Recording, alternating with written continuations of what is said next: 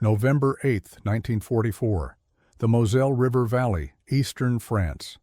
Dawn breaks cold and gray over muddy fields that smell of cordite and diesel fuel. Inside the cramped belly of an M4 Sherman tank, 5 men wait. The engine rumbles beneath them, a 400-horsepower radial that shakes every rivet, every bolt, every tooth in their heads. The radio crackles with static and terse commands. Through the periscope, they can see the German positions, concrete bunkers, hidden artillery, machine gun nests that have already chewed up 2 American units. The tank commander, a black man from Georgia, checks his watch. His crew, all black men, load a 75mm shell into the breach.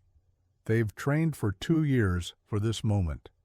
2 years of being told they don't have the mental capacity for armored warfare. 2 years of white officers insisting that black soldiers lack the technical aptitude to operate complex machinery like tanks. In exactly 4 minutes, they're going to prove the United States Army wrong. The order comes through. Move out. And here's the thing that should make your blood boil, the thing that makes this story more than just another war story. These men are about to risk their lives for a country where, back home, they can't eat at the same lunch counters as the Germans they're fighting. They're about to defend democracy in Europe while being denied basic civil rights in America. They call themselves the Black Panthers. History will try to forget them. Before we dive into this story, and trust me, you've never heard it told like this, do me a favor. Drop a comment right now telling me what country you're watching from. I want to see how far this story reaches. And if you're ready to learn about the heroes they didn't teach you about in school, hit that subscribe button. Because this channel is dedicated to uncovering the real history, the stories that were buried, the heroes who were erased, the truth that was too uncomfortable to tell. Now, let me tell you about the greatest tank battalion the U.S. Army tried to pretend never existed. To understand what the 761st Tank Battalion achieved, you need to understand what they were up against before they ever saw a German soldier. The year is 1940. America isn't in the war yet, but everyone knows it's coming. The Army is expanding, modernizing, preparing. They're building tanks, lots of them. Shermans mostly, 30 tons of steel and Fury, and they need men to crew them. But there's a problem. Actually, let me rephrase that. The Army thinks there's a problem. You see, the Army is segregated. Completely, thoroughly, systematically segregated. This isn't just a Southern thing or a social custom. This is official military policy, backed by studies, justified by science, enforced by regulations. The Army has convinced itself with charts and graphs and official reports that black soldiers are inferior, not just socially different, not just culturally distinct, inferior. The Army War College produced a report in 1925 that became gospel. It concluded that black soldiers were fundamentally incapable of complex military operations. They could serve as laborers, sure. Stevedoras, cooks, supply handlers, fine. But combat, especially the technical, sophisticated business of armored warfare, impossible. The report cited smaller cranial capacity. It referenced lower intelligence scores. It pointed to lack of initiative and leadership. All of it pseudoscientific racism dressed up in official language, but in 1940, this was considered settled fact in the highest levels of American military command. So when the call went out to form tank battalions, the assumption was simple: whites only. But then came the pressure. The NAACP, black newspapers, civil rights leaders, They all started asking uncomfortable questions. If this is a war for democracy, if this is a fight against Hitler's racial ideology, then maybe America should take a look in the mirror. Maybe America should practice at home what it's preaching abroad. The War Department, desperate to avoid bad publicity, made a compromise. Fine. They'd create segregated black units. But here's the catch. They'd create them in a way that would prove the doctrine right. They'd set these units up to fail, then point to that failure as evidence of inherent inferiority. Enter the 761st Tank Battalion, March 1942, Camp Claiborne, Louisiana. If you wanted to design a place to break the spirits of black soldiers and prove they couldn't handle armored warfare, you couldn't do better than Camp Claiborne in 1942. First, the location, rural Louisiana, deep in Jim Crow country. The nearest town is Alexandria, where segregation isn't just practiced, it's enforced with violence. Black soldiers can't enter most businesses. They're confined to the colored section, if there is one. Local police harass them.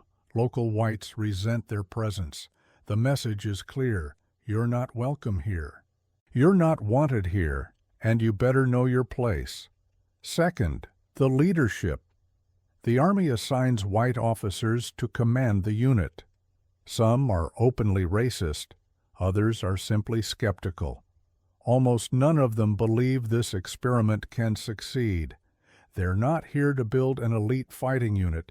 They're here to supervise what they expect will be a glorious failure. Third, the equipment.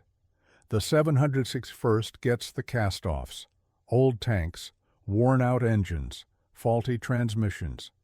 When they finally do get proper M4 Shermans, they're the models with problems, the ones other units rejected. The message again is clear. You don't deserve the best. You're not worth the investment.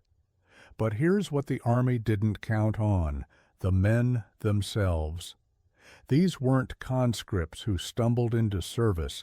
These were volunteers, men who knew exactly what they were signing up for, men who understood that they'd face racism from their own officers, discrimination from the local population, and skepticism from everyone.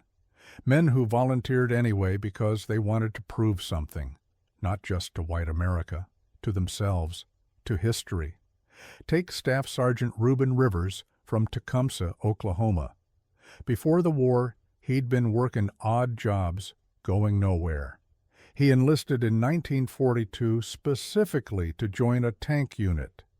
When his white training sergeant tried to wash him out, claiming he couldn't learn the technical systems, Rivers stayed up all night, every night, studying the manuals by flashlight. He learned every gear, every switch, every mechanical system in the M4 Sherman. He could strip and rebuild the tank's transmission in the dark, or consider Second Lieutenant Jack Robinson. You might know him better as Jackie Robinson. Yes, that Jackie Robinson, who would later break baseball's color barrier. In 1942, he was a tank platoon leader trainee at Fort Riley, Kansas, fighting a different kind of battle. When he refused to move to the back of a military bus, he was court-martialed. The charges were eventually dropped, but the message was sent. Even in uniform, even as an officer, you're still black first. Robinson never served overseas with the 761st, but his experience captures the dual warfare these men faced, preparing to fight Germans while fighting racism at home. The 761st trained for 2 years. 2 years. Most tank battalions trained for 6 months, maybe 8. The 761st trained for 2 years because the Army kept finding reasons to delay their deployment. Not ready yet. Need more training. Equipment issues. Manpower concerns. Every excuse in the book. The real reason? The Army didn't want to deploy them. Senior commanders were convinced these men would crumble under fire, and they didn't want that failure happening on a battlefield where it might affect white units. But during those 2 years, something happened. Something the skeptics didn't predict. The 761st became good. No, scratch that. They became exceptional. They trained harder than any white tank battalion. They had to.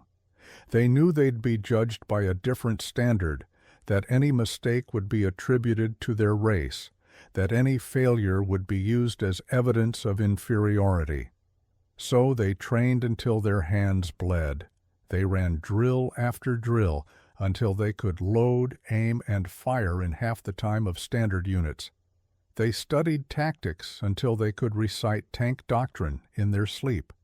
They had one advantage: rage. Not wild, uncontrolled rage, focused rage. The kind of anger that sharpens you, that drives you, that makes you better than you thought possible. Every time a white officer doubted them, they channeled it into training. Every time a local store refused to serve them, they channeled it into proficiency. Every time someone told them they couldn't, they got better. By the summer of 1944, the 761st Tank Battalion was one of the most highly trained armored units in the entire U.S. Army. And the Army still didn't want to deploy them. August 1944. The invasion of France is 2 months old. Allied forces have broken out of Normandy and are racing across France. The German army is reeling, retreating, but fighting back hard. The Allies need every unit they can get.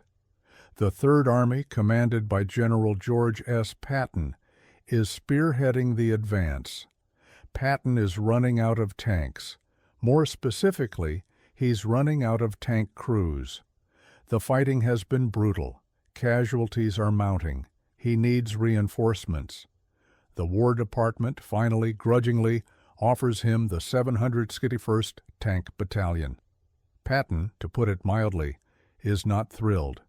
George Patton is many things: brilliant tactician, aggressive commander, military genius. He's also a man of his time and class, a privileged white Southerner with all the prejudices that implies. He doesn't believe black soldiers can fight. He's said so publicly. He's written it in reports. But Patton has a problem. He needs tanks, and the 761st is what he's got. So on September 1st, 1944, at a staging area in France, Patton addresses the 761st Tank Battalion for the first time. The men stand in formation, back straight, eyes forward. They know Patton's reputation. They know his doubts. They're expecting the worst. Patton walks to the front, his famous ivory-handled pistols on his hips, his 3 stars gleaming. And then he says something that stuns everyone present. Men, you're the first Negro tankers to ever fight in the American Army. I would never have asked for you if you weren't good.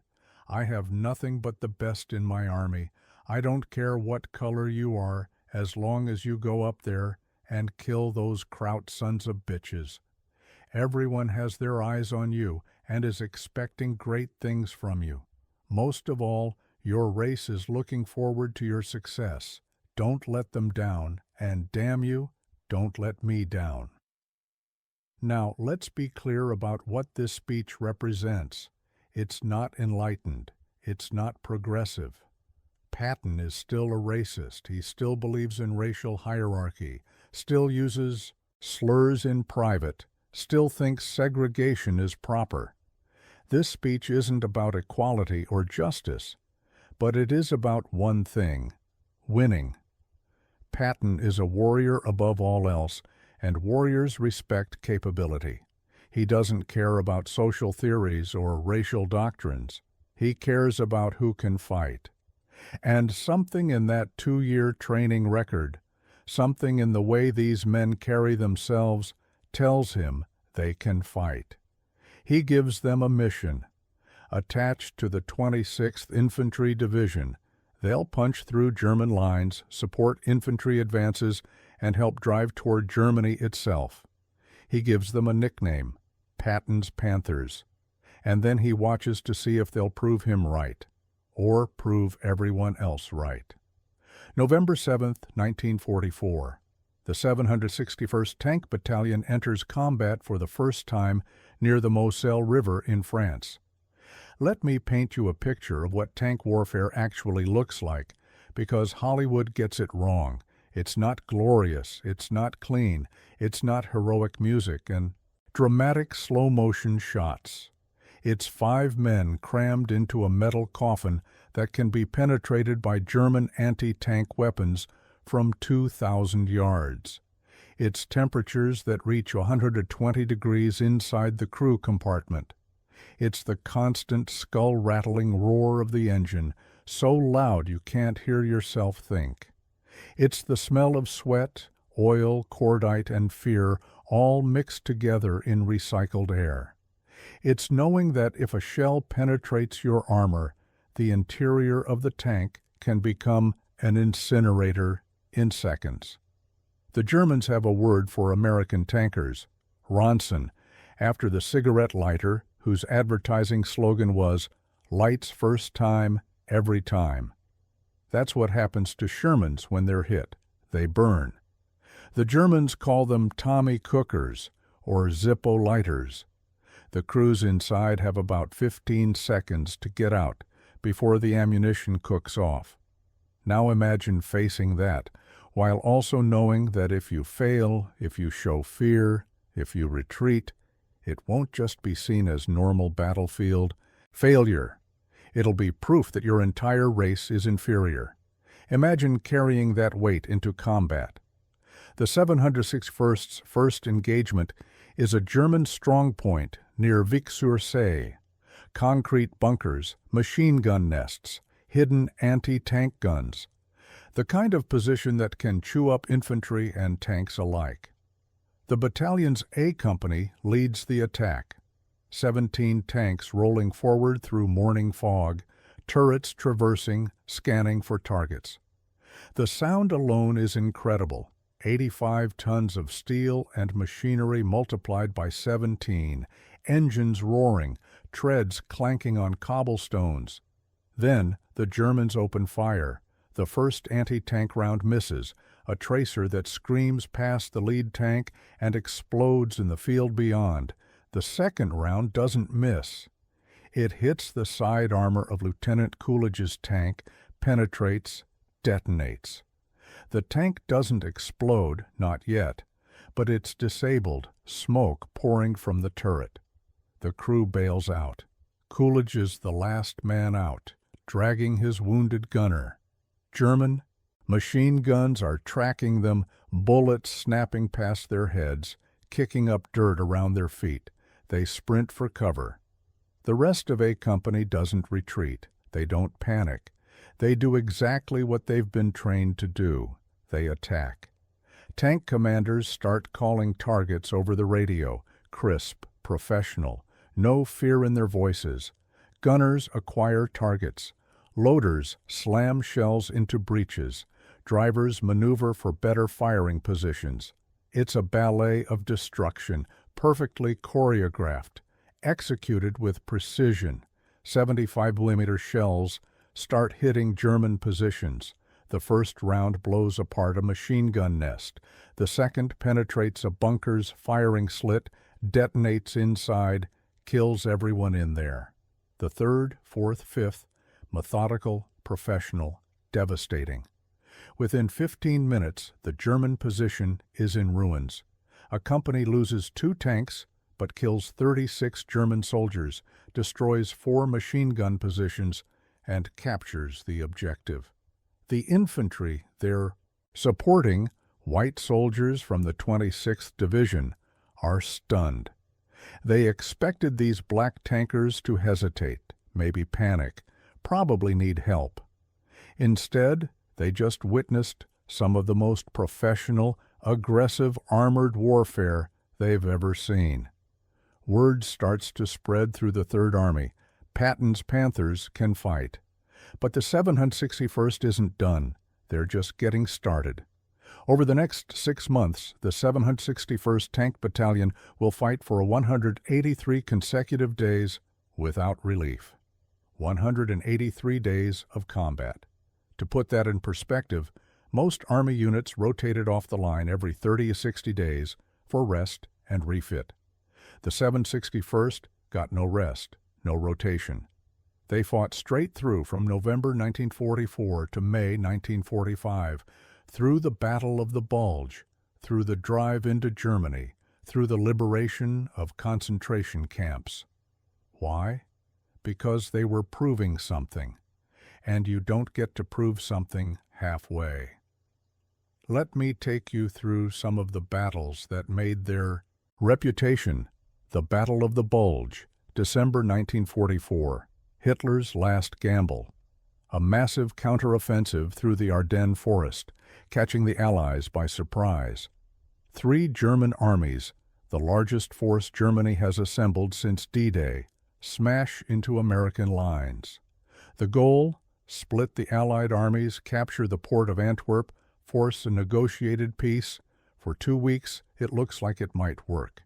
American units are surrounded, cut off, fighting desperately. The weather is the worst in decades. Snow, ice, fog so thick you can't see 50 yards. Tanks slip on frozen roads. Visibility is near zero. Conditions are nightmarish. The 761st is right in the middle of it. They're attached to the 87th Infantry Division, fighting to hold the southern shoulder of the German penetration. Their job?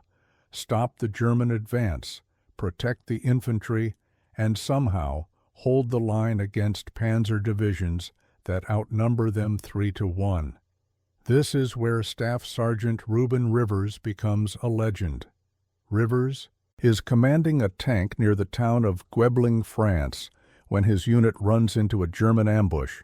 His tank takes a hit, an 80mm shell, that doesn't penetrate the armor, but shreds the outside, wounds Rivers in the leg, damages the tank's controls. The battalion doctor orders Rivers to evacuate. The wound is serious. He's losing blood. The tank is barely functional. Rivers refuses. "My boys are still out there," he tells the doctor. "I'm not leaving." For the next 3 days, Sergeant Rivers fights on. His leg wound gets worse.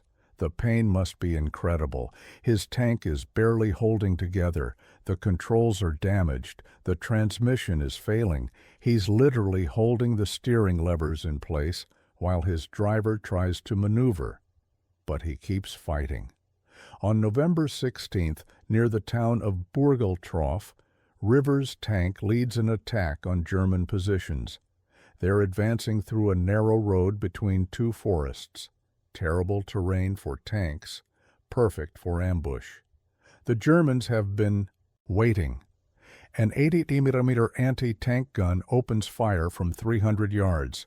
The shell hits Rivers' tank square in the front armor, penetrates, detonates inside the crew compartment. Staff Sergeant Ruben Rivers dies instantly. So does his loader and gunner. The driver and bow gunner, both badly wounded, managed to bail out. Rivers was 27 years old. He'd been fighting for 9 days straight with a severe leg wound, commanding a damaged tank, never asking for relief, never showing fear. It would take another 53 years before the United States Army awarded him the Medal of Honor. 53 years to recognize what his crew, his battalion, and every infantryman who fought alongside him already knew. Ruben Rivers was one of the finest tank commanders America ever produced. But here's the thing that never makes it into the official histories, the thing that makes this story more than just another combat narrative. While the 761st was fighting Germans, they were also fighting the U.S. Army. Let me give you some examples of what I mean. December 1944. The 761st pulls into a Belgian town for a brief rest, their first break in weeks. The men are exhausted, filthy, traumatized. They've been in continuous combat for over a month. They need food, sleep, showers, maybe a moment to write letters home. The town has a Red Cross facility, coffee, donuts, a warm room, a place to relax. The men of the 761st head there. They're turned away at the door. The Red Cross worker, an American woman, tells them the facility is for whites only. Never mind that they're in Belgium, a foreign country. Never mind that they've been fighting and dying for weeks. Never mind that the German prisoners of war in the facility, actual Nazis, are allowed inside. The black tankers of the 761st have to stand in the cold while German POWs eat hot food and drink coffee. Think about that. Think about the message that sends, you're good enough to die for your country, but not good enough to have a cup of coffee with German prisoners. January 1945. The 761st has taken heavy casualties. They've lost tanks, lost crews. They need replacements desperately. The Army sends them more segregated black soldiers, many with minimal training. But here's the catch. When white tank battalions take casualties, they get fully trained replacement crews from the pipeline. Sometimes they even get veteran crews transferred from other units. The 761st gets raw recruits, men who've barely learned to drive a tank, much less fight in one. The battalion has to train these men while simultaneously fighting at the front. They have to pull veteran crews off the line to train newcomers, which means fewer tanks in combat, which means more pressure on the crews that remain. It's a vicious cycle, and it's entirely by design. The Army is still trying to prove that black units can't sustain combat operations. Throughout their service, the men of the 761st performed acts of extraordinary bravery. They rescued, surrounded infantry units. They destroyed vastly superior German forces. They took objectives that other units had failed to capture. They were recommended for hundreds of medals, Silver Stars, Bronze Stars, Distinguished Service Crosses. Most of those recommendations were downgraded or denied, not because the men didn't deserve them, not because the actions weren't worthy, but because awarding too many decorations to a black unit might undermine the narrative that black soldiers were inferior. The battalion commander, Lieutenant Colonel Paul Bates, a white officer who genuinely respected his men, fought constantly with higher headquarters about this. He submitted recommendation after recommendation, backed by witness statements and combat reports. Most were rejected. The 761st would eventually receive a Presidential Unit citation, but that wouldn't come until 1978, 33 years after the war ended. So understand, every day these men fought two wars. They fought Germans, and they fought for recognition. They fought for objectives, and they fought for dignity. They fought to advance the front lines, and they fought to advance civil rights. And somehow, impossibly, they won both wars. April 1945. The 761st Tank Battalion is advancing into Germany itself. The Third Reich is collapsing. German resistance is sporadic but still deadly. The end is near, but it's not here yet. On May 5, 1945, elements of the 761st, as part of the 71st Infantry Division, approach a camp in Austria. They've heard rumors about German labor camps, places where prisoners are worked to death. They expect something bad. They're not prepared for what they find. Gunskirchen lager, a subcamp of Mauthausen concentration camp. The smell hits them first, hundreds of yards before they see anything. It's death. the overwhelming, unforgettable smell of death and disease and human suffering on a scale incomprehensible. Then they see the camp itself. Imagine, actually no. Don't imagine it. Let me tell you what Technical Sergeant William McBurney wrote in his diary that day. I saw bodies stacked like cordwood. I saw people who were still alive, but looked like walking skeletons. I saw things that I could not believe human beings could do to other human beings. We were the first American unit into the camp, and the people grabbed at us, kissed our hands, fell at our feet. They thought we were liberators, saviors, angels. We were just tankers who had stumbled onto hell. The 761st spent the next 2 days helping to liberate Gunskirchen. They shared their rations with starving prisoners. They gave up their tents for shelter. They called in medical units, supply units, anyone who could help. And here's the bitter irony that was not lost on these black soldiers. They were liberating victims of Nazi racial ideology while being subjected to American racial ideology. They were freeing Jews who had been declared racially inferior by Hitler while serving in an army that declared them racially inferior by policy. They were fighting against one genocidal regime while their own country practiced segregation, discrimination, and racial violence. One soldier, whose name wasn't recorded, was overheard saying, "We've been fighting to stop this, but when we get home, we'll still have to sit in the back of the bus." The liberation of Gunskirchen was the last major action for the 761st before Germany surrendered on May 8, 1945. They had fought for 183 consecutive days. They had participated in the Battle of the Bulge, the breaching of the Siegfried Line, the drive across Germany. They had destroyed or captured over 400 German vehicles, killed or captured over 6,000 enemy soldiers, liberated dozens of towns and villages. They had proven beyond any shadow of doubt that black soldiers could fight with skill, courage, and professionalism equal to any unit in the U.S. Army. And the Army still wouldn't give them proper recognition. May 1945. The BS war in Europe is over. The 761st Tank Battalion begins the process of demobilization. The men start rotating back to the United States. They expect parades. They expect celebration.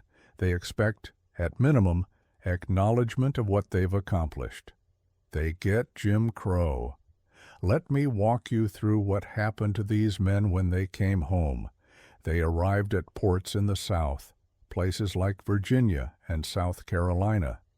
They disembarked wearing their uniforms, their campaign ribbons, their unit patches. They'd just fought across Europe for 6 months straight. Some of them had Purple Hearts.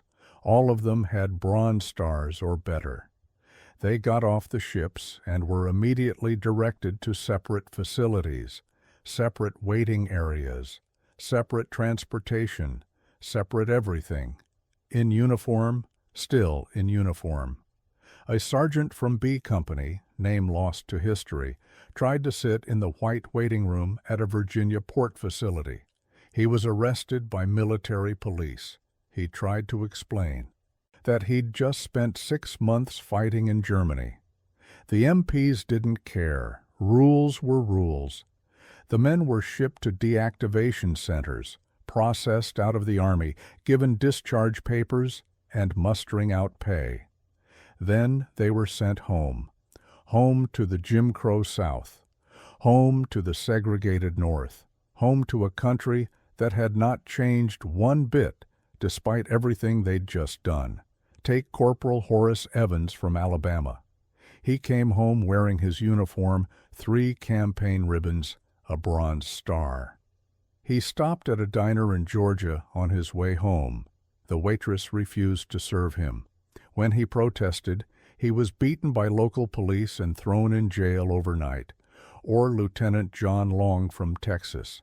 He came home to discover he still couldn't vote, still couldn't eat at most restaurants, still couldn't get a decent job because employers looked at his black skin before they looked at his service record. These men had helped defeat the Nazi war machine. They'd liberated concentration camps. They'd proven their capability in the most brutal testing ground imaginable, combat. And America still treated them as second-class citizens. But here's where the story gets really infuriating: the military decorations. Remember all those recommendations Lieutenant Colonel Bates had submitted? The Silver Stars, Distinguished Service Crosses, even Medal of Honor nominations. Almost all of them had been downgraded or denied. Compare that to white tank battalions with similar records. Compare the decoration rates, the recognition, the publicity. The disparity is staggering. The 761st Tank Battalion had a combat record as good as any armored unit in the European theater. They'd fought longer, harder, and under worse conditions than most. Their casualty rate was higher. Their accomplishments were documented. But they received a fraction of the recognition. Why? Because acknowledging their excellence would undermine the narrative. If black soldiers could be just as brave, just as skilled, just as effective as white soldiers, then what justification was there for segregation? What excuse was there for discrimination? So the simplest solution was to just not talk about them. Don't publicize their achievements. Downgrade their decorations. Let them fade into obscurity. Let people forget. And for decades it worked. But some people don't forget. Lieutenant Colonel Paul Bates didn't forget. After the war, he spent years trying to get recognition for his men. He wrote letters, submitted reports, pestered the Pentagon. He was ignored. The surviving veterans didn't forget.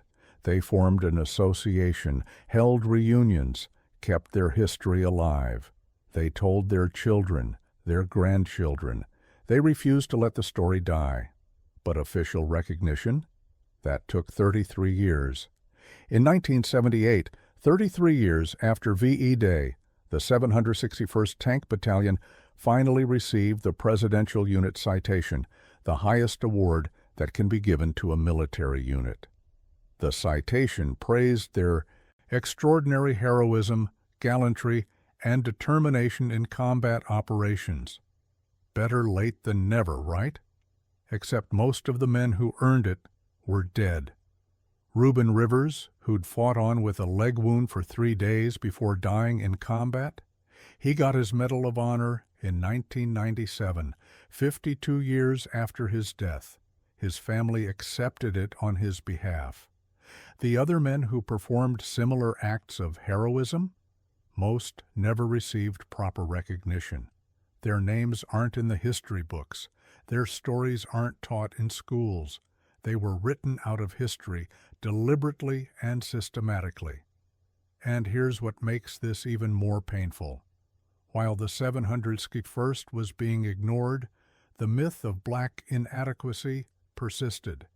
For decades after World War II, military leaders and segregationists would point to the supposed poor performance of black units as justification for continued segregation.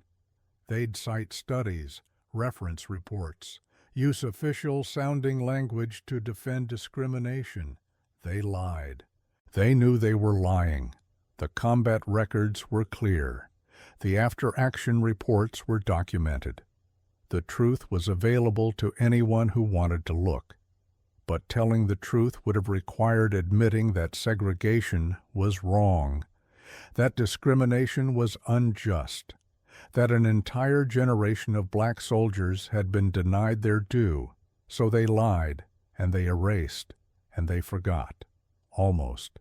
But history has a way of surfacing, especially when people refuse to let it stay buried. The fight for recognition didn't just come from veterans. It came from their families, historians, civil rights activists, journalists, people who heard these stories and refused to accept that they should be forgotten. In the 1980s and 90s, as more records became declassified, as more veterans told their stories, as the civil rights generation demanded an honest accounting of history, the truth about the 761st began to emerge. Books were written, documentaries were made, historians dug through archives and uncovered the after-action reports that proved what the veterans had been saying all along. The 761st Tank Battalion was one of the finest armored units America fielded in World War II. The recognition came slowly, grudgingly, but it came. In 1997, President Clinton awarded the Medal of Honor to 7 Black World War II veterans whose heroism had been overlooked. One of them was Ruben Rivers. In 2005, HBO produced a documentary about the 761st. Finally, their story was reaching a wide audience. In 2009, the 761st Tank Battalion Historical Foundation opened a permanent exhibit, preserving artifacts, documents, and oral histories. Each recognition, each award, each acknowledgement was a small victory. But they were bittersweet victories because they came so late. Most of the men who earned them weren't alive to receive them. But here's what matters. The truth eventually came out. The story of the 761st Tank Battalion is now part of the historical record, not as a footnote, not as a curiosity, as a central chapter in the story of World War II and the story of American civil rights. Because that's what it is. The 761st didn't just fight for military objectives. They didn't just defeat German forces. They helped defeat an ideology, the ideology that said Black Americans were inferior, incapable, unworthy. They proved it wrong with every tank battle, every mission accomplished, every objective taken. They changed policy. After World War II, the documentation of Black military achievement, including the record of the 761st, became ammunition in the fight to desegregate the armed forces. In 1948, President Truman issued Executive Order 9981, ending segregation in the military. That order didn't happen in a vacuum.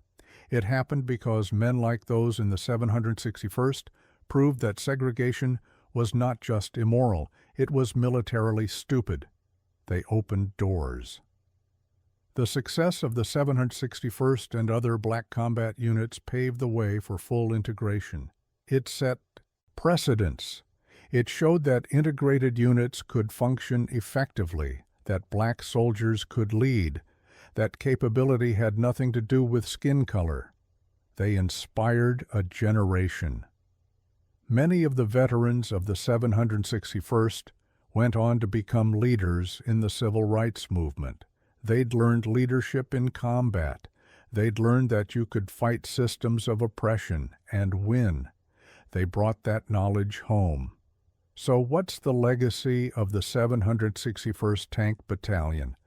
It's complex, it's bittersweet, it's incomplete. On one hand, they achieved something extraordinary. They took an institution, the U.S. military, that was built on the assumption of Black inferiority, and they shattered that assumption. They proved that the doctrine was a lie, that the studies were fraudulent, that capability has nothing to do with race and everything to do with training, leadership, and determination. They did this under the worst possible conditions, facing a deadly enemy, commanded by skeptical officers, fighting with inferior equipment, denied recognition, subjected to discrimination, even while in combat. Despite all of that, they excelled. That's not just impressive, that's historic. On the other hand, the fact that they had to prove it at all is an indictment. The fact that it took 33 years to give them a unit citation, 52 years to give Ruben Rivers his Medal of Honor, decades to tell their story properly, that's shameful. These men shouldn't have had to be twice as good to get half the recognition. They shouldn't have had to fight 2 wars simultaneously. They shouldn't have been forgotten. But they were. And the fact that they were tells you something important about how history gets written, who gets remembered, and why. History isn't objective. It's not a neutral record of events. It's a story, and stories are told by people who have biases, agendas, perspectives. For decades, the people telling the story of World War II didn't want to include the 761st because including them would complicate the narrative. It would raise uncomfortable questions about race and justice and America's moral authority. So they were erased, written out, forgotten. The fact that we're talking about them now, that their story is being recovered and told, is a victory. But it's a victory that came too late for most of the men who earned it. What do we do with that? We remember. We tell the story. We make sure it doesn't get forgotten again. We use it to ask hard questions. What other stories have been erased? What other heroes have been written out of history? What other truths are we not being told? And we commit to not making the same mistake again. Here's what the 761st Tank Battalion proved. They proved that the doctrine of black inferiority was a lie, not a mistaken theory, not an honest error, a lie perpetuated to justify injustice. They proved that when given equal training, equal equipment, and equal opportunity, black soldiers could perform at the highest levels of military excellence. They proved that courage has no color, that skill has no race, that heroism is human. But here's what was lost in the process: lives. Ruben Rivers and dozens of other men died proving something that should never have needed proof: time. An entire generation of black veterans came home to continued discrimination, wasted potential, denied opportunities, dignity. These men should have been celebrated as the heroes they were. Instead, they were ignored, erased, forgotten. And here's what was won: recognition eventually, the truth eventually, justice eventually. The 761st Tank Battalion helped change the U.S. military. They helped change American society. They helped change history. Not immediately, not easily, not completely. But they did it. Every time you see an integrated military unit, remember the 761st fought to make that possible. Every time you hear about black military heroes, remember the 761st paved that road. Every time someone says that historical injustice doesn't matter, that we should just move on and stop talking about race, remember that the 761st fought and died for recognition that took half a century to receive. Their story matters because it's true. It matters because it's inspiring. It matters because it reveals something essential about courage, injustice, and the long, hard fight for dignity. I want to leave you with one final image. It's 2005, 60 years after the war ended. There's a reunion of 761st Tank Battalion veterans in Fort Hood, Texas. About 30 men are there, the survivors now in their 80s, some in wheelchairs, all wearing their unit patches. They're telling stories, laughing about things that were terrifying 6 decades ago, remembering friends who didn't make it home. A young Black Army captain, active duty, approaches them. He's a tank commander himself, serving in a fully integrated unit. He's heard about the 761st, knows their history. He stops in front of one of the oldest veterans, a man who was a gunner in a Sherman tank in 1944. The captain salutes. The old veteran, surprised, slowly returns the salute. "Sir," the captain says, "I just want to thank you. Because of what you did, I get to do this. I get to command a tank. I get to serve with soldiers of every race. I get to be judged on my ability, not my skin color. You made that possible." The old veteran's eyes fill with tears. He doesn't say anything for a long moment. Then, "It took long enough." And that's the truth, isn't it? It took long enough. Too long. Decades too long. But it happened. The 761st Tank Battalion set out to prove that black soldiers could fight. They proved it beyond any doubt. They fought with skill, courage, and determination equal to any unit in the U.S. Army. They took objectives. They destroyed enemy forces. They saved lives. They helped win a war. And in doing so, they helped win a larger battle, the battle for recognition, for dignity, for justice. Their fight didn't end in 1945. It continued for decades afterward. In some ways, it continues today. Because the fight for recognition, for truth, for justice, that's never completely won. It's an ongoing battle, one that each generation has to fight in their own way. The 761st showed us how to fight that battle, with courage, with determination, with excellence that cannot be denied.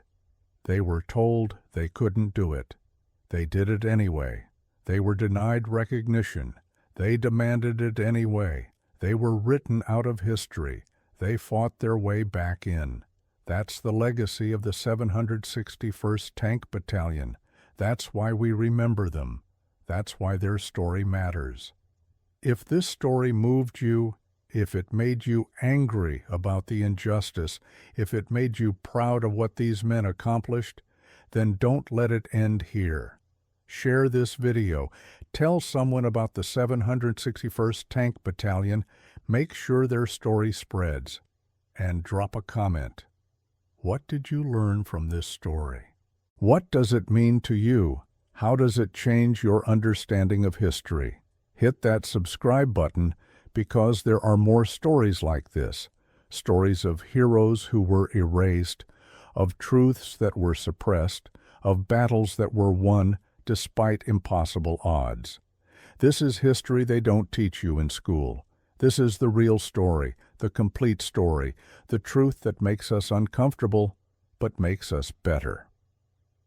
The 761st Tank Battalion, Patton's secret weapon. Not secret because their missions were classified. Secret because the Army tried to hide what they accomplished. But now you know. Now tell someone else.